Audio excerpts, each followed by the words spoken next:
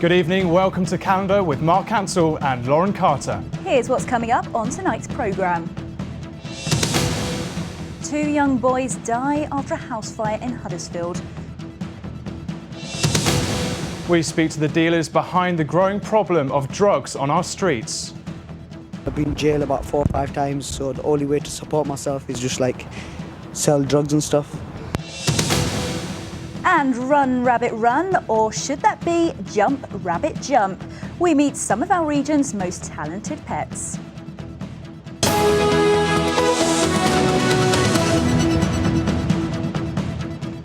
First tonight, 2 children aged just 4 and 2 have died after a fire swept through their home in West Yorkshire this afternoon.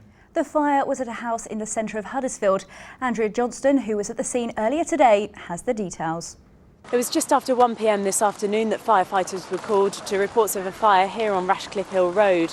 Now, before they arrived, you can see behind me some ladders. They were used by some builders who were working on a site nearby to make a very heroic attempt to rescue some children who were trapped on the upstairs floor.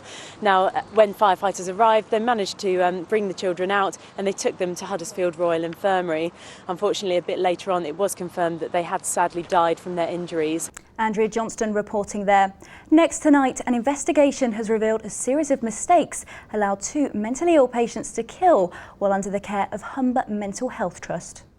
Paranoid schizophrenic Benjamin Holliday stabbed a pregnant mother who was walking back from an antenatal clinic near her home in Hull 4 years ago.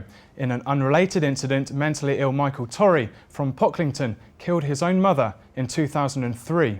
Today, professionals involved in their care have issued an apology. Balvinder Sidhu reports. 3 lives destroyed in a split second. Captured on CCTV is Tina Stevenson returning from an antenatal clinic. She had just been told her unborn twins are doing well. Moments later, she is stabbed in broad daylight by 25-year-old paranoid schizophrenic Benjamin Holliday. This footage shows his movements before the attack. That morning, he'd stolen a knife which he used to stab Tina. It later emerged that he had missed his antipsychotic treatment the day before. He's now serving time in a secure unit. Today, Tina Stevenson's family received a long overdue apology by the professionals involved in Benjamin Holliday's care plan. It's taken several years to reach the conclusion that more could and should have been done to prevent this tragic loss of an innocent life. In hindsight, Humber Mental Health Trust have admitted that he should have been detained. Earlier, I spoke to Alison Lowe from the Leeds mental health charity Touchstone. I started by asking her whether we should still care for people in the community. If we were going to stop caring for people in the community, the result of that would be very full hospitals, very full psychiatric institutions.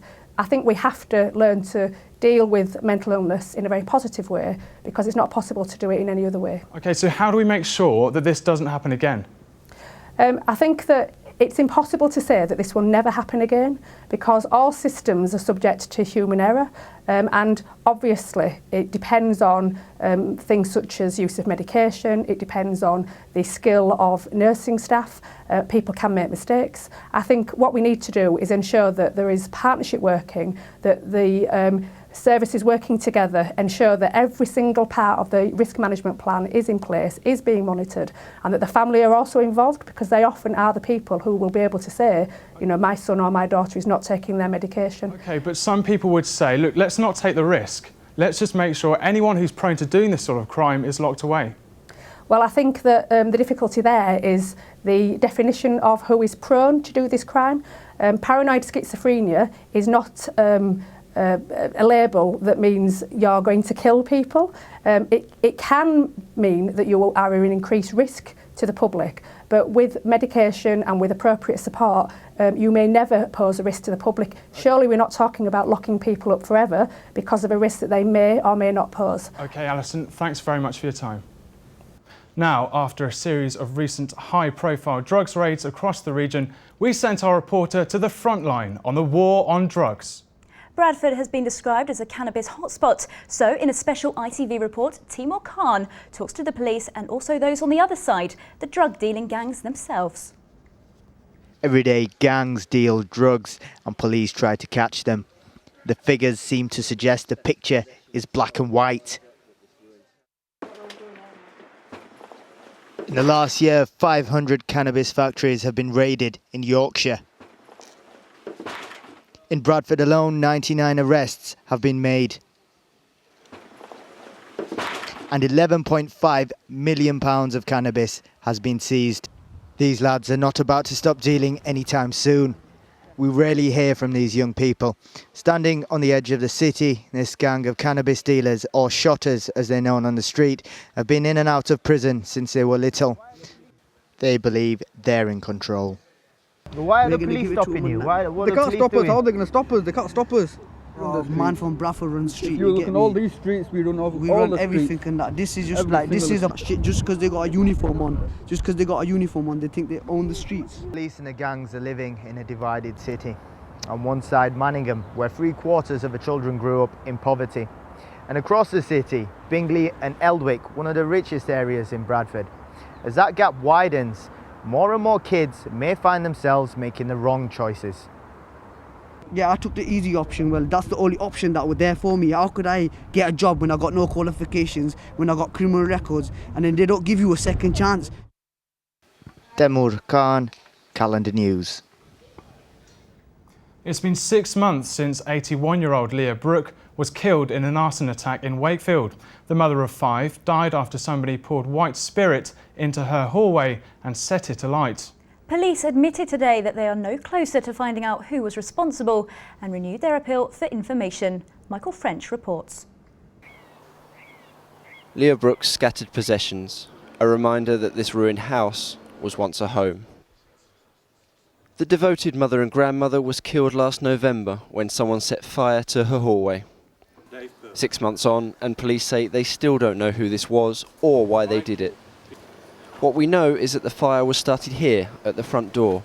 Somebody poured white spirit through the letterbox and set it alight. Then the roof caught fire. Wooden beams began to cave in. Mrs. Brooks died after breathing in too much smoke. She was found here in the front bathroom. While detectives search for the killer, Leah Brooks' home of 25 years stands a derelict shell, a constant reminder of the life that was lost here. Michael French in Wakefield for Calendar News.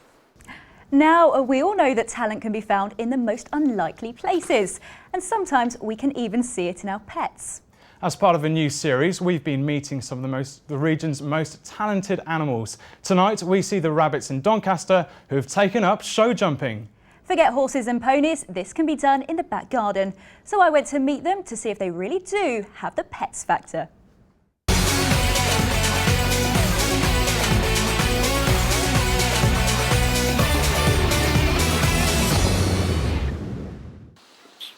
There doesn't seem to be anything unusual about these pet rabbits.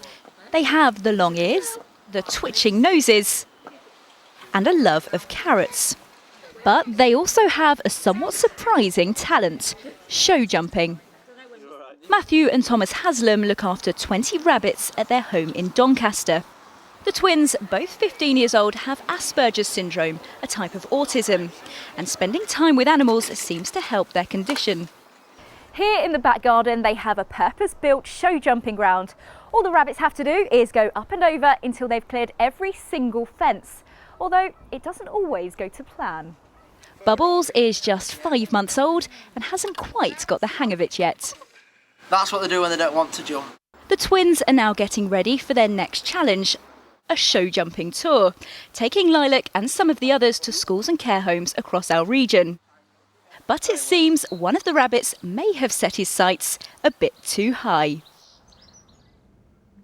Now, from show jumping rabbits to a dog with an Olympic-sized talent. This is Ben, the Border Collie from Lincoln, who's off to Holland in July to represent Team GB, and this is just a glimpse of what he can do. Tune in tomorrow to see more of him in action. Well, that's it from everyone here on the Calendar News team. Don't forget to join us for tomorrow night's programme, as always, at 6 o'clock. Now, though, it's time for the national news with Mark Austin and Mary Nightingale, and it's good night from us. Good night. Good night.